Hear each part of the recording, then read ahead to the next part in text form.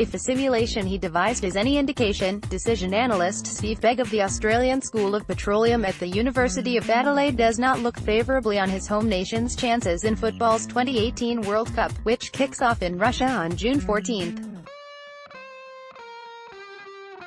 His uncertainty model only gives Australia's team, the Socceroos, a 0.1% chance of winning the tournament, but fans may be consoled by Germany's fortunes, despite their lofty status as perennial favourites, and the presence of stars such as goalkeeper Manuel Neuer and prolific forward Thomas Muller. Die Mensch after given a modest 13.3% chance of equaling Brazil's record 5 World Cup wins.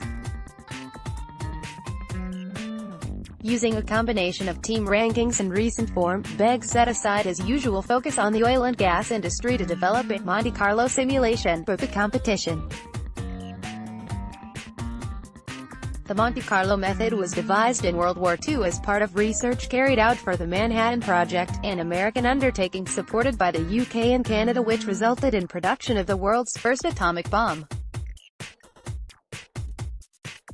The aim of the technique is to model enough possibilities to allow a reasonable estimate of the chances of a particular outcome materializing, instead of devising every single potential result. The outcomes of many decisions we make are uncertain because of things outside of our control, Begg explains. In the World Cup, uncertainty determines the many ways the whole tournament might play out. What makes it so hard to predict is not just uncertainty in how a team will perform in general, but random factors that can occur in each match. There are many potential outcomes of the 63-game, 32-team competition, over 400,000 for the initial group stage alone. However, Begg believes the 100,000 permutations generated by the model, at the speedy rate of 800 per second, are more than enough to assess each team's likely chances. The two key areas of uncertainty identified by Begg for each team are tournament form, their general performance entering the finals, and match form, their likelihood of under- or overperforming relative to tournament form in a given match. The possible results for each match are generated based on results from the last 3 World Cup tournaments, with a likely number of goals allocated to each team based on their relative match form. The model also takes into account each team's placing in the Fédération Internationale de Football Association (FIFA) World rankings over the past 4 years, with adjustments made by Begg based on his knowledge of each team. For instance, he calculates that Russia's home advantage gives higher weight to their tournament form, and with good reason. The trophy has been lifted by the host nation on 6 occasions across 20 installments of the competition. Meanwhile, teams with less tournament pedigree have a higher giant killing quotient than stronger teams.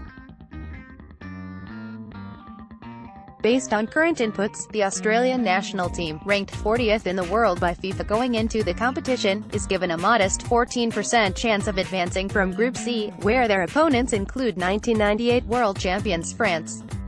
The Socceroos are then given a 3.8% chance of bettering their best-ever World Cup performance, in 2006 by reaching the quarter-finals, a 1.2% chance of reaching the semi-finals, a 0.3% chance of reaching the final and a 0.1% chance of winning the World Cup, an honor which is yet to be achieved by a nation outside the traditional football hotbeds of Europe and South America. This may be disappointing, Begg says, but to make good decisions, it is really important to base beliefs on evidence and reason, not what you would like to be true. If Australian fans are hoping for better news from elsewhere, a similarly broad study by a computer gamer on the popular simulation Football Manager only brings further disappointment.